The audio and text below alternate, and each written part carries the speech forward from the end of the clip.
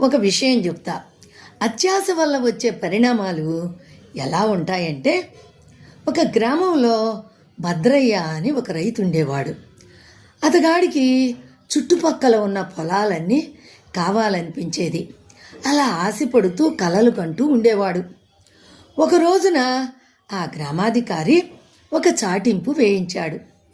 ఈ ఊరిలో ఉన్న ప్రజలందరికీ కూడా ఎవరైతే ఎంత మేరకు మీరు పరిగెత్తగలుగుతారో అంత మేర ఆ భూమి మీకు ఇవ్వడం జరుగుతుంది.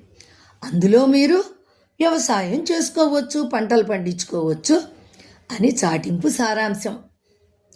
అది విన్న భద్రయ్యకి చాలా సంతోషం కలిగి పొద్దున్నేనే వెళ్ళిపోయాడు. పరిగెత్తడం మొదలుపెట్టాడు. పరిగెత్తాడు. అలుపొచ్చింది. ఆగలేదు.